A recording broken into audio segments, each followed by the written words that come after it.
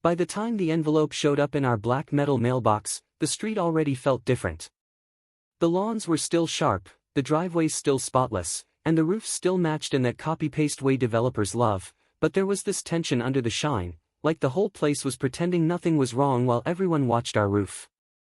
I held the envelope with the association logo in one hand and tried not to imagine what kind of number they were bolding on the last page as the midday sun burned through the thin paper and made the printed lines ghost through for a second. If you have ever watched one of those slow burn HOA nightmare arcs play out in real time, you know the worst part is not the money at first. It is the feeling that people who barely know you suddenly get a vote over the way your life works. That was exactly what this envelope represented. A retired engineer neighbor, a few board members with too much free time, and a stack of rules they barely understood had all piled up into one letter that supposedly told us what we were allowed to do with our own roof. The irony was brutal. My partner and I are both engineers. We work with numbers, risk, load calculations, energy models. We spent months chasing rebates, calculating payback periods, estimating how many kilowatt hours our new system could offset. We did not slap panels up on a whim. We checked the written covenants. We pulled permits. We got the utility pre-approval. We sat at the kitchen table with highlighters going through the bulky binder the builder called our covenants, conditions, and restrictions packet, line by line, because we knew people love to say the rules are on their side. What none of that prepared us for was the social side of it. The retired neighbor across the cul-de-sac who treated every roof like his personal drafting project, the board president who loved talking about uniformity, the informal coffee gatherings where our house was suddenly the main topic. The technical parts were familiar. The human pettiness behind them was something else. Inside that envelope would eventually be a demand to remove our brand new solar array and pay thousands to put the roof back the way it was. But standing there at the curb, listening to a leaf blower buzz faintly a few houses down as warm air shimmered over the asphalt, I had no idea yet how far they were willing to push their power or how far I was willing to go to push back. To understand how we got there, you have to rewind to the day we signed for the house. The subdivision was practically sparkling. Young trees staked in perfect lines, fresh sod cut into flawless rectangles, and sales flags flapping at the entrance like this place was the future of suburban living. Inside the model home, the sales rep walked us past staged living rooms and quartz island kitchens while talking about community standards, amenities, and the peace of mind that came with having an association. We were not naive about what that meant. We knew an association can be helpful when it sticks to maintaining the entrance, keeping the pool clean, and sending reminders about trash cans. What sold us was the infrastructure, good insulation, decent roofs, and a promise of fiber optic internet. We asked early about exterior modifications.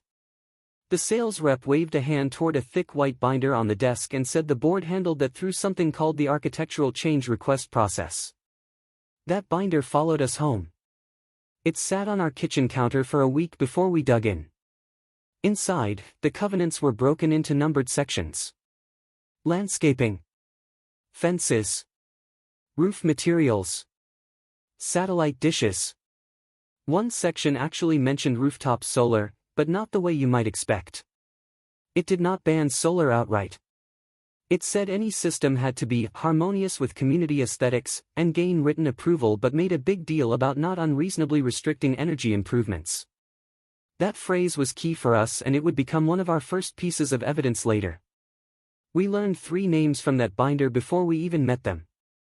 The board president, L., who signed the welcome letter. The treasurer, a meticulous man we will call Mr. K., whose name appeared next to the annual budget. And the chair of the architectural committee, a retired electrical engineer named Mr. R. His name was printed at the bottom of the architectural change request form in small, neat letters. The packet with our lot number, 42, already stamped in blue ink made the whole process feel official and trackable, like any well-run review. When we finally met Mr. R in person, he looked exactly like you would expect a retired engineer to look in a new subdivision. Pressed polo shirt, notebook tucked under one arm, reading glasses hooked into the collar. He liked to walk the neighborhood at the same time every morning, making private notes about overgrown shrubs, leaning mailbox posts, and any car that stayed in the same spot too long. People joked that he was the unofficial inspector. We laughed along until we realized he also considered himself the guardian of the roofs. On paper, the architecturals were meant to protect resale value and keep the neighborhood cohesive. In practice, they also created a perfect little stage for power games. We watched him hover over other small disputes first. A neighbor down the street had to repaint a front door because the shade of blue was too bold. Someone else removed a small garden flag after a courtesy reminder about unauthorized decorations. Each time, the board framed it as maintaining standards.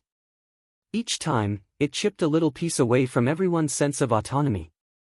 At first, we did everything by that binder. When we added extra plants to our tiny front bed, we stayed within the exact list of approved species. When we bought outdoor furniture, we double-checked that neutral tones were preferred. We were model residents on paper, partly because we actually like order and partly because we knew we wanted to make a bigger change later. We were already watching our electricity bills climb each summer and running our own energy models for what a rooftop system would do for us over the next 20 years. That is what made the next stage feel so calculated on our side. Before we even contacted a solar installer, we called the city's building department to ask about permits. They sent us a clear list: structural review, electrical permit, and a simple diagram for panel placement. We sat at the dining table one evening with printouts spread everywhere, highlighters in hand, and that thick covenant binder open to the page that mentioned energy improvements. Somewhere between the line about harmonizing aesthetics and the note about sunlight rights, we realized this place could become the background for a long HOA ridiculous rules saga. The summer we moved from theory to action, the neighborhood still looked like the brochure. The lawns were fully grown in now, kids' bikes showed up on driveways, and the pool finally opened with a modest splash. We had been in the house long enough to know that the board liked formality, so we gave them formality. Our architectural change request packet was a small masterpiece of over-preparation.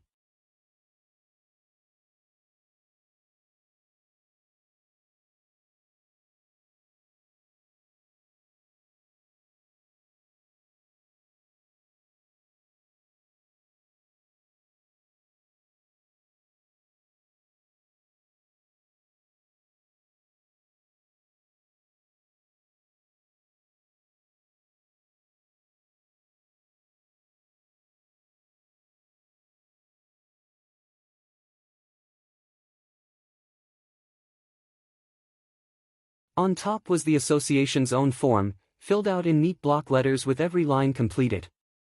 Under that, we attached the installer's design showing 12 black panels facing the street and 6 on the back roof, all flush-mounted, all within the roof lines they already allowed for vents and chimneys. Then came the city's preliminary permit approval, stamped with a date in the upper corner, and an email printout from the utility confirming we were eligible for net metering.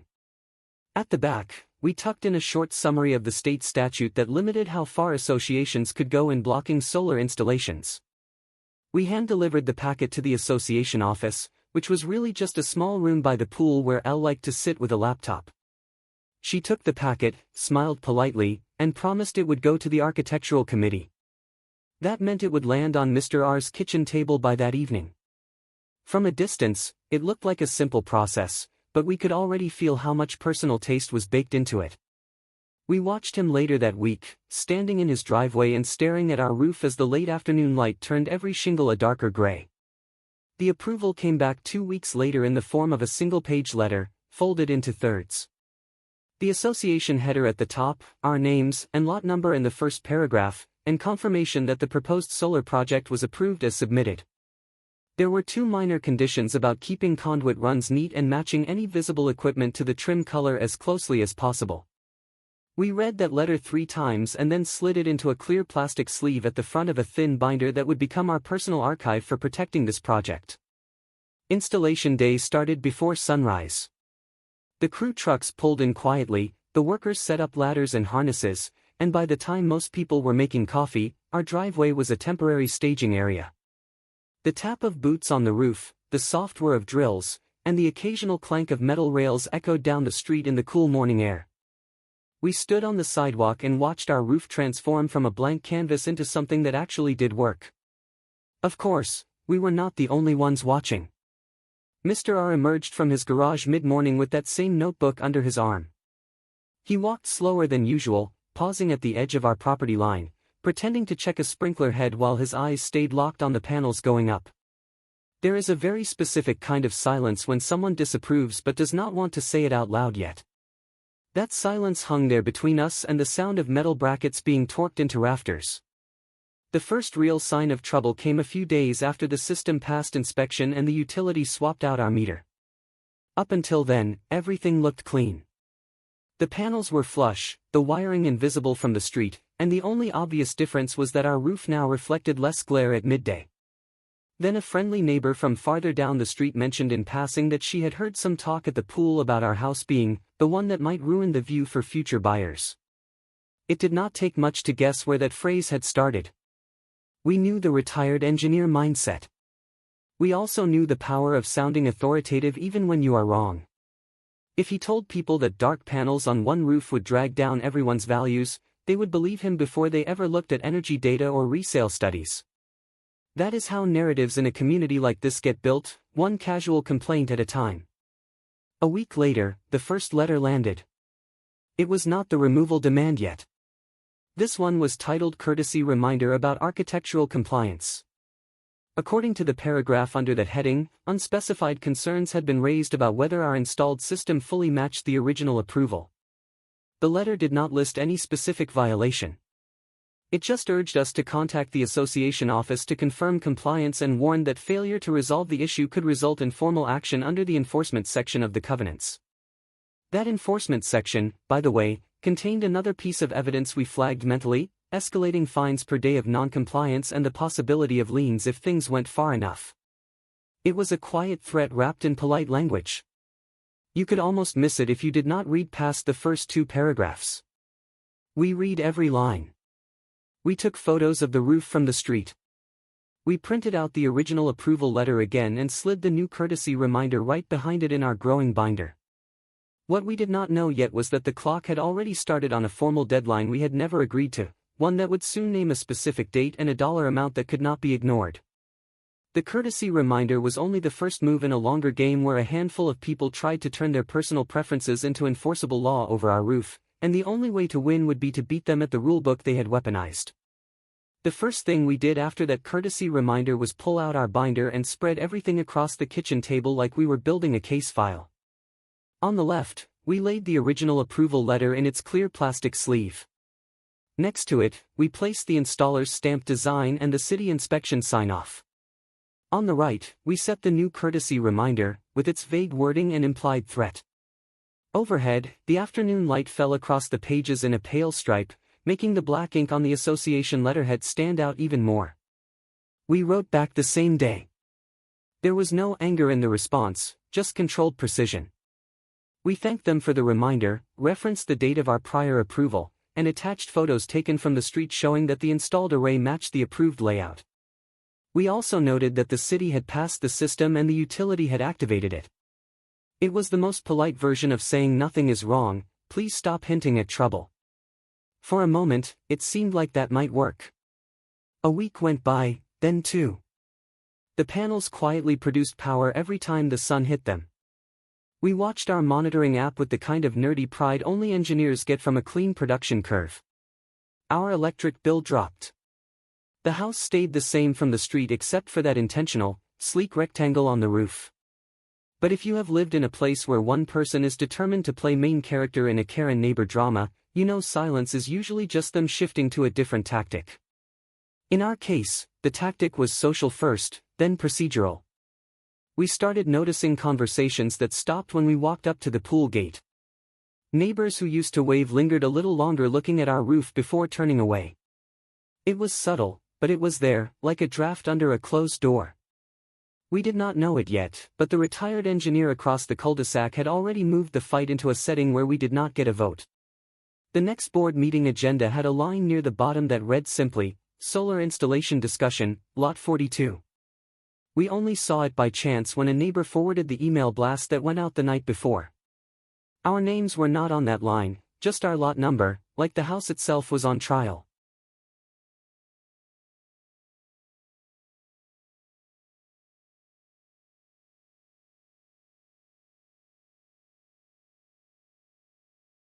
We showed up at that meeting and took 2 chairs in the back of the room. The association used the small clubhouse for board business, folding tables, stackable chairs, the faint smell of chlorine drifting in from the pool outside, and harsh fluorescent lights that made everyone look a little washed out. L, the president, sat at the center with her laptop, flanked by Mr. K the treasurer and 2 other board members.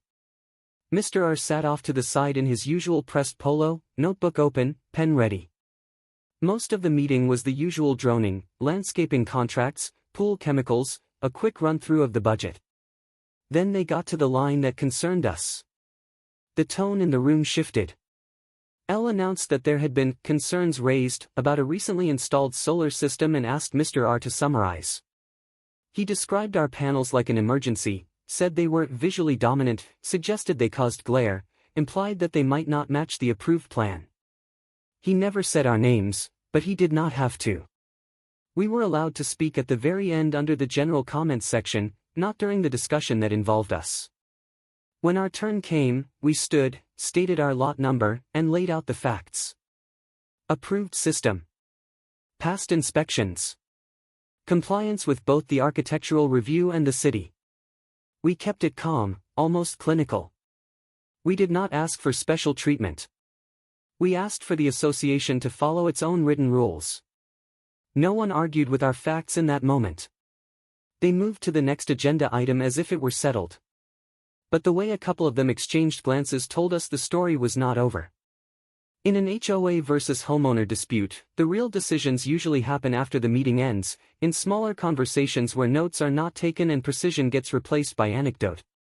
A week later, the second letter arrived. This one was not a courtesy reminder. The subject line in bold across the top read, "Notice of alleged architectural noncompliance." It referenced our lot number and the date of our initial approval, and then, in a tight block of text, claimed that our installed system materially differed from what had been approved and created an adverse visual impact on the community entrance corridor. Attached was a single-page printout of our installer's original layout with some rough pencil marks circling the street-facing panels. There was no engineer's stamp on the complaint, no actual measurement of glare or impact, just a description that sounded technical enough to be convincing. They claimed the back roof portion of the layout had been understood to be primary, and the street-facing panels were ancillary, even though the approval letter never said that. The last paragraph of the notice was where they really leaned on their power. It informed us that a compliance hearing had been scheduled for the following month and that we were required to attend if we wished to be heard. Failure to resolve the alleged noncompliance could, according to the letter, result in daily fines and further enforcement up to and including legal action and a lien on our property. The exact language mirrored the enforcement section of the covenants down to the commas. We slipped that notice into the binder behind the courtesy reminder and the original approval. Then we highlighted 2 things. First, the notice referenced a policy that allowed the board to reconsider previously approved changes if they were later deemed incompatible with community harmony. Second, it never acknowledged the language in the same document that said energy improvements could not be unreasonably restricted. It was like they had torn out one page of the rulebook and pretended the rest did not exist. By the time the hearing date approached, we had gathered more than just paperwork. We had data. Our monitoring app produced hourly production graphs. Our utility account showed the reduced demand from the grid. There were even public real estate listings in similar neighborhoods nearby where houses with street-facing panels sold at or above market value. We printed it all out and organized it in color-coded tabs. If they were going to treat aesthetics like math, they were going to get real numbers back. The hearing was held in the same clubhouse, but this time the chairs were arranged in a tighter semicircle facing the board table. The fluorescent lights hummed overhead, and the air conditioning kicked on with a hollow rattle in the ceiling vents. A few neighbors sat in the back, partly curious, partly waiting to see how far the board would go. We took our seats at the front with our binder on our lap, feeling less like residents and more like defendants. The association's community manager opened with a summary of the alleged violation. Our system was described again as visually incompatible and excessive. Mr. R then spoke, emphasizing his professional background. He talked about lines of sight, uniformity, and how he believed the developer had intended the roofs to remain clear. He called the panels an industrial intrusion on the carefully designed frontage. When it was our turn, we did not try to match his emotion. We opened our binder instead. We started with the original approval letter, complete with date and signature. Then we walked through the city inspection sign-offs, the utilities activation notice, and our production data. We explained how removing the street-facing panels, as implied in their complaint, would reduce our system's output by a substantial percentage, undermining the very purpose of installing it. We also read aloud the paragraph from the covenants about not unreasonably restricting energy improvements. We could tell some of the board members were actually listening. One asked a question about glare, and we explained that the panels were designed to absorb light, not reflect it, and that we had tested reflections at different times of day from the sidewalk. Another asked whether moving panels to the back roof only would work. We showed them our orientation and shading diagrams. The facts were on our side. For a moment, it felt like the numbers were enough. Then they moved into closed deliberation. We were asked to wait outside.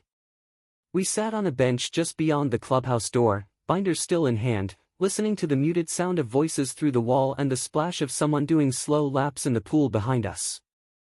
The sky had shifted to that late afternoon tint where everything looks a little flatter, and the shadows from the young trees stretched farther across the sidewalk.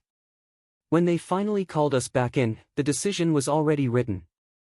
The board, relying in part on expert input from the architectural chair, determined that our system did not meet the community's evolving aesthetic standards. They reaffirmed the allegation of non-compliance and announced that a formal directive would follow. The phrasing was clinical, as if this was the only reasonable outcome, as if the numbers we had laid out were just another opinion. The formal directive arrived less than a week later. This time, the letter had a different heading, final notice dated May 12. It ordered us to remove the entire solar installation within 30 days, restore the roof to its original condition, and provide proof of completion. It estimated the restoration cost at approximately $9,000 and warned that failure to comply could result in fines, interest, and a lien recorded against our property.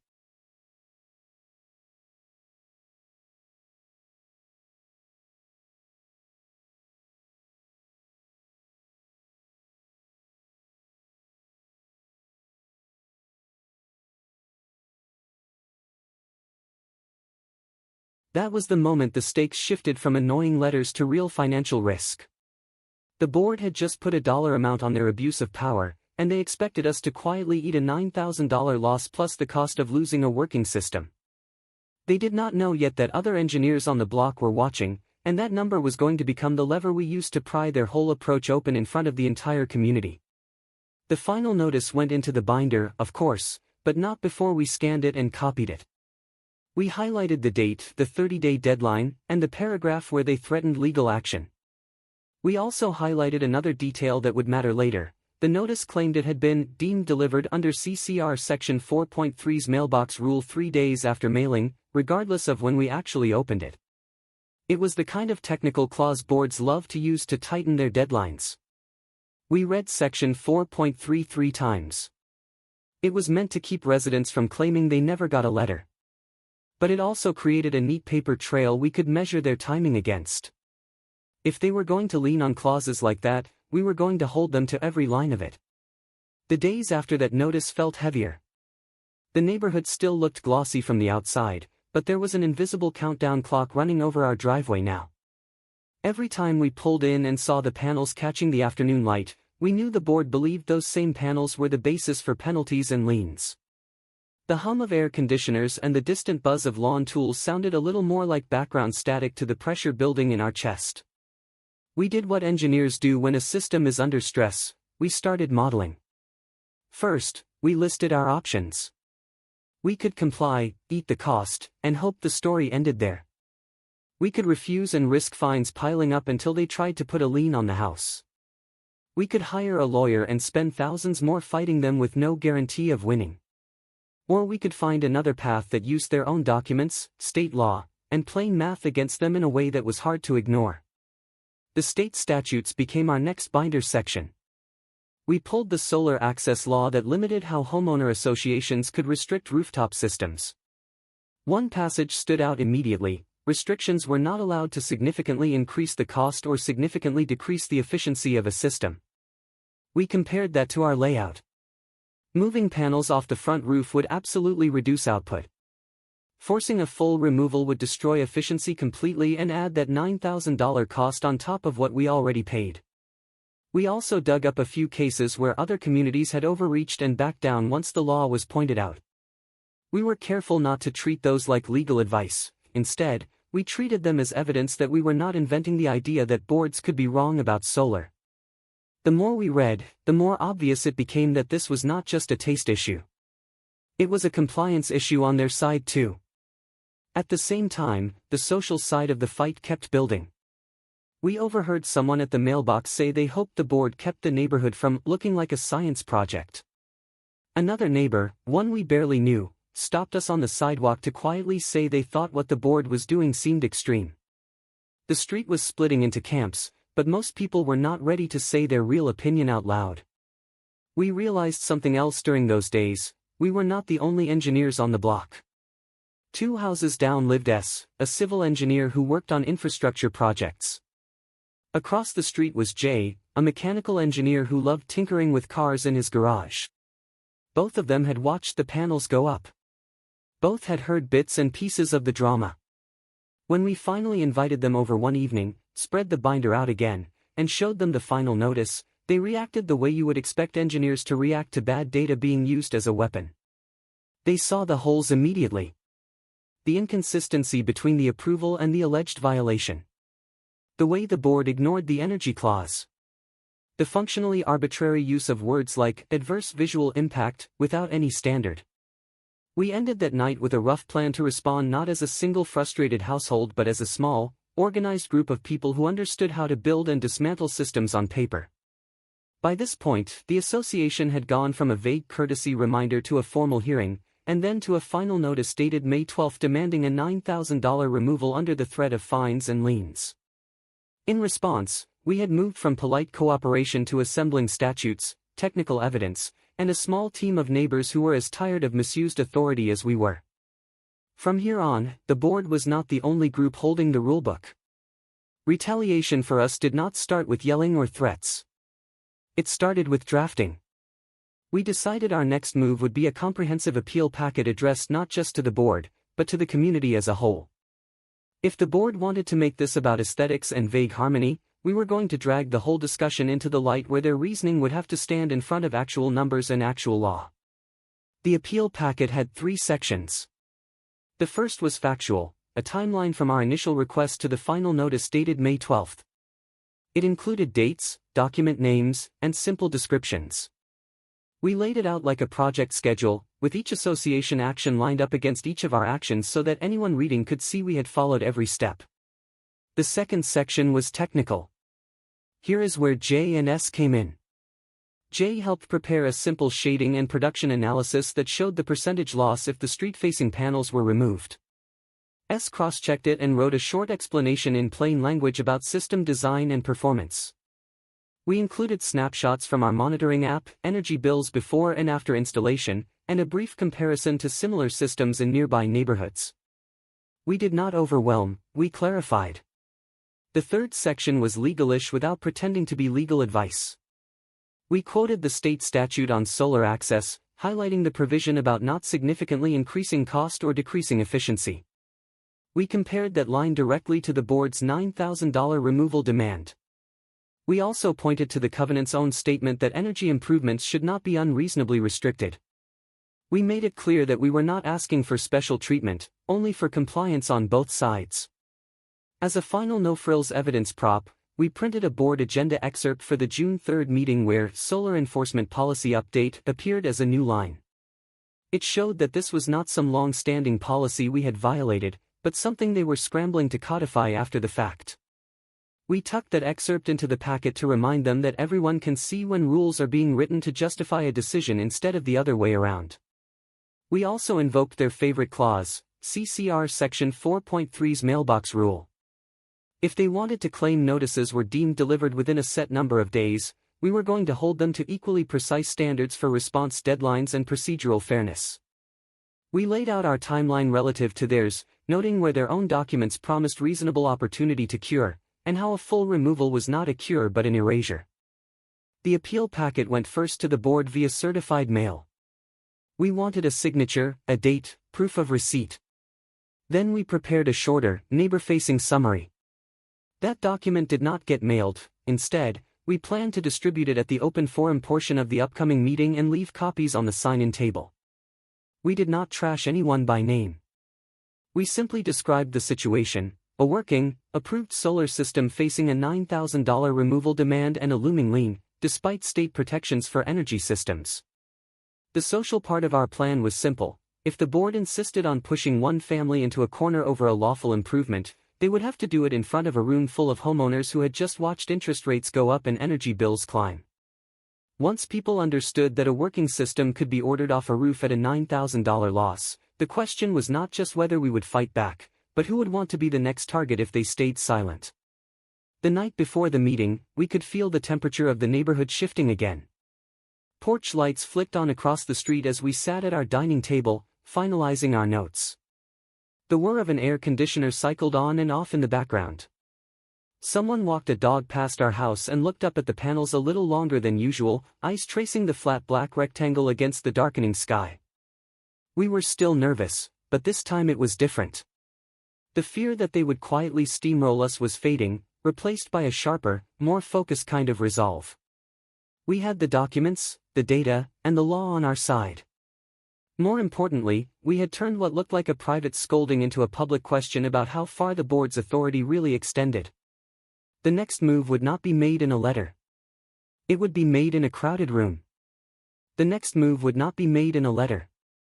It would be made in a crowded room.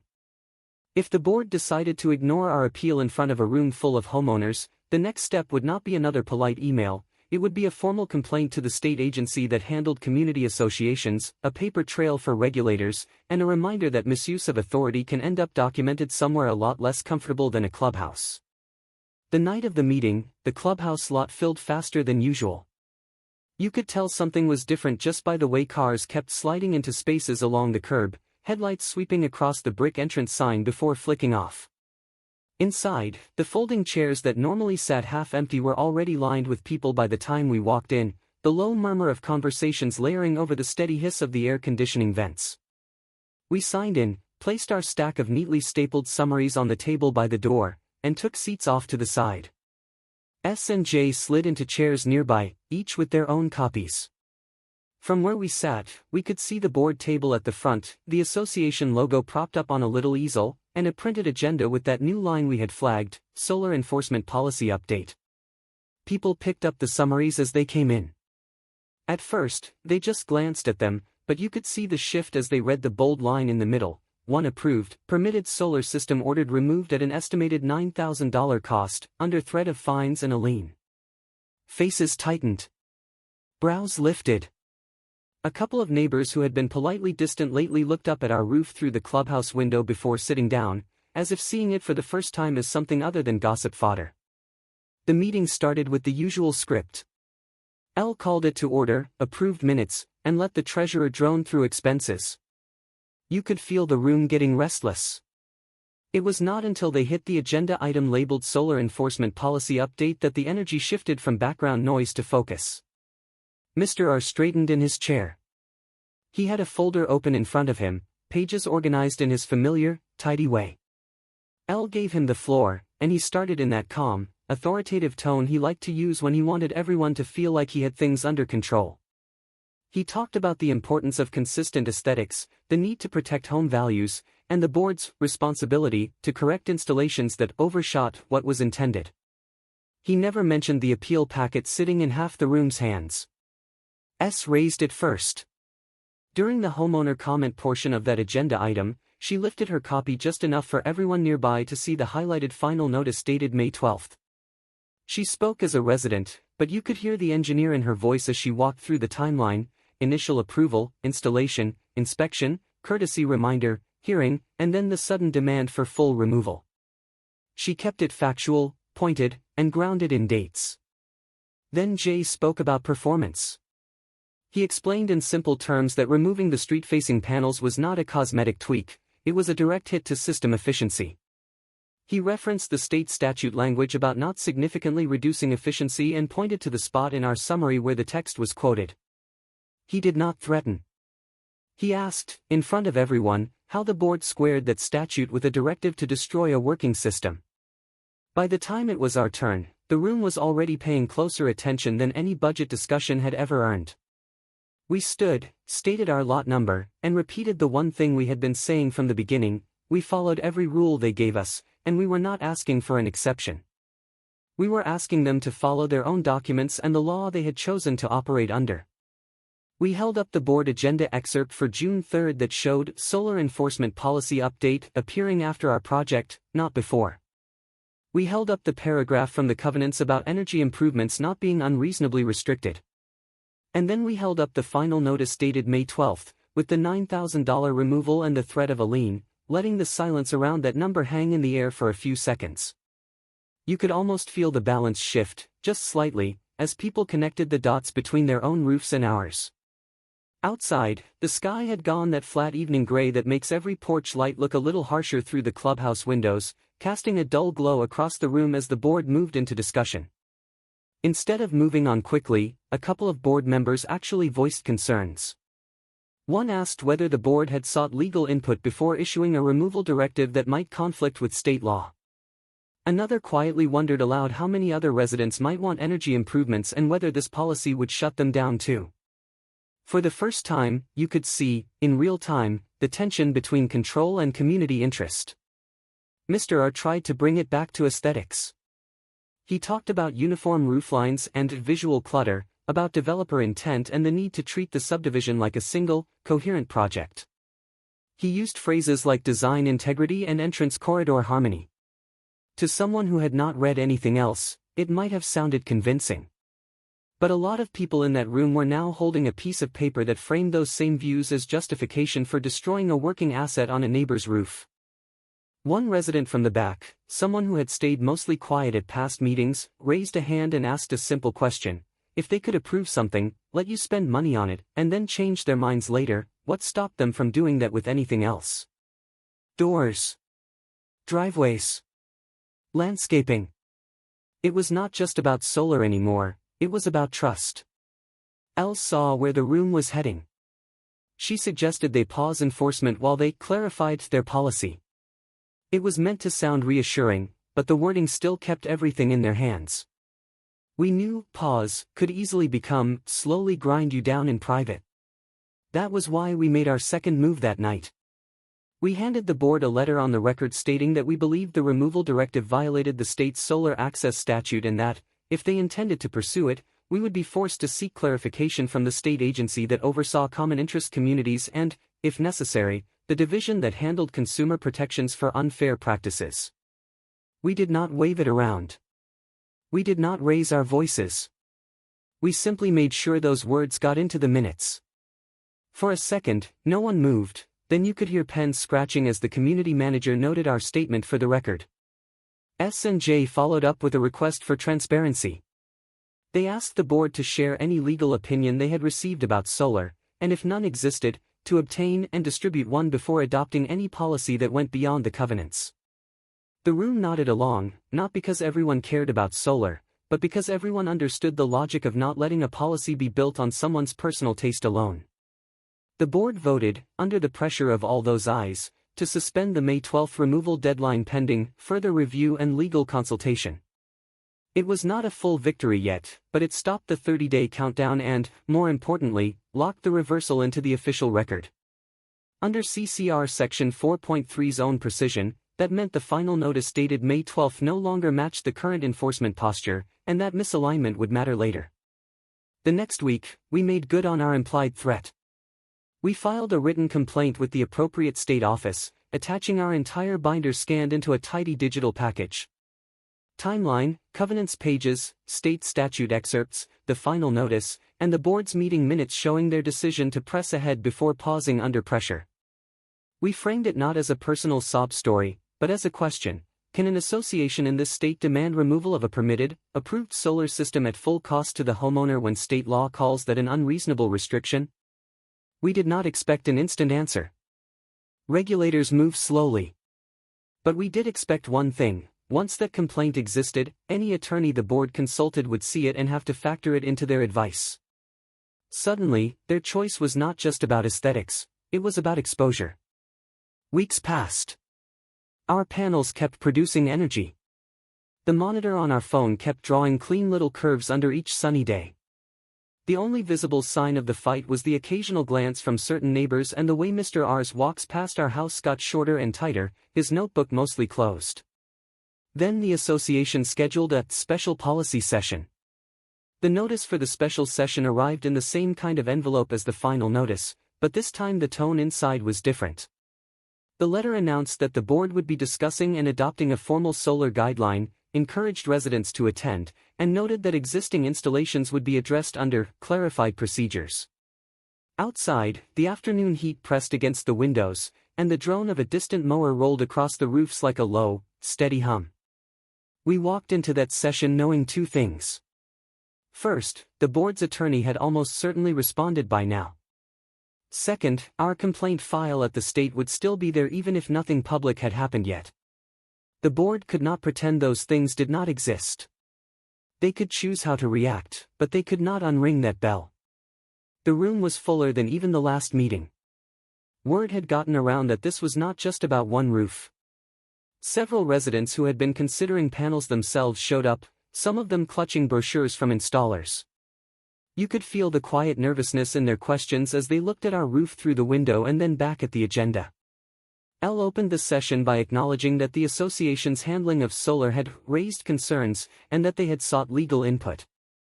That alone was different. Usually, any talk of legal advice stayed behind closed doors. She did not go into detail, but she did say something we had been waiting to hear. The board had been advised that outright removal of a permitted, functioning solar system could be considered an unreasonable restriction under state law. There it was. They did not say they were wrong, but they said enough. Next, she read a draft of the new solar guideline. It required architectural approval, yes, but it also codified things we had been arguing from the beginning, that panels could be placed on any roof surface with adequate sun exposure, that aesthetic considerations could not reduce system efficiency below a reasonable threshold, and that the board could not retroactively revoke an approval without showing a clear, written violation of an existing standard. Then came the part that felt like the quiet center of the entire story. The board voted on a formal motion to rescind the final notice dated May 12 regarding our property, recognize our existing installation as compliant under both the covenants and the new guideline, and waive any associated fines or enforcement costs. They added a line stating that their prior directive had lacked sufficient clarity under state law, and that the association would henceforth treat state protections for solar as a governing constraint, not a suggestion. There was no applause. People just exhaled at once, like the room had been holding its breath for months. For a second, everything slowed, the gentle clink of someone shifting in a metal chair, the faint hum of the air conditioning, the soft scrape of pens noting the vote. Revenge in an HOA setting rarely looks like a dramatic confrontation or someone storming out. It looks like a stack of documents quietly turning into a policy that now protects everyone, not just the stubborn neighbor who refused to take down their panels. It looks like a board that realizes its power has a boundary line and that crossing it has consequences beyond one roof. After the vote, S raised her hand and made one more motion. She proposed that any future technical disputes, things involving structures, energy systems, or safety, require an independent third-party opinion rather than relying solely on the retired engineer's notebook. This was not personal, it was structural. The board, perhaps still hearing their attorney's voice in the back of their mind, agreed. A few weeks later, at the annual meeting, another quiet change happened. Mr. R did not stand for reappointment as architectural chair. Whether he was pushed, advised, or simply tired of the scrutiny, we will never know. L framed it as a normal rotation. The new chair was someone with a project management background, not an engineering ego tied to every bolt and shingle. A few weeks later, at the annual meeting, another quiet change happened. Mr. R did not stand for reappointment as architectural chair. Whether he was pushed, advised, or simply tired of the scrutiny, we will never know. L framed it as a normal rotation. The new chair was someone with a project management background, not an engineering ego tied to every bolt and shingle. Our revenge was not just that our panels stayed up. It was that the very process they had tried to use to bulldoze us got rewritten in a way that now sat in the officially recorded guidelines for every future homeowner in the subdivision. That neighborhood poison had become a model project, listed in a small note at the end of the guideline as an example of a compliant installation. The final notice dated May 12 did not vanish, though. It stayed in our binder, now joined by the minutes where it was rescinded, the email confirming the state had logged our complaint, and the new policy document. We kept it all, not to wave around, but as a reminder that some battles with an association are not about just one incident. They are about setting a precedent so the next person does not start at zero. In the months that followed, 3 other houses installed solar. 2 of them came to us beforehand, asking to see our binder, wanting to know what had happened and what to watch out for. We loaned them the non-sensitive parts, the covenants pages, the state statutes, the final guideline. Their applications referenced the new policy, and their approvals went through without courtesy reminders, hearings, or final notices. Our relationship with the board stayed formal. Polite emails. Occasional nods at the mailbox. We did not expect friendship. We expected process. The association still managed the entrance landscaping and pool rules, but when it came to anything tied to property rights or energy systems, they now moved more carefully, like someone who remembered what it felt like to step into a mess they had created themselves. There was a cost on our side, of course. Time. Stress. Long evenings at the kitchen table with documents spread out under the soft pool of light from the pendant fixture. A constant awareness that someone across the street had gone out of their way to frame our lawful improvement as a neighborhood threat. But there was also something else, a quiet satisfaction every time we checked the monitoring app and saw those panels producing power under a sky they were never supposed to be allowed to use. We did not turn our story into a neighborhood legend. We let the binder and the policy speak for themselves. When newer residents asked why our system went up when others had hesitated, we told them the truth. Not because the board was generous, but because someone had pushed back when that generosity was nowhere to be found. In the end, the retired engineer neighbor got one thing he said he wanted: clear standards. He just did not get to write them alone in his notebook anymore. Tell me your HOA versus solar neighbor horror in one line.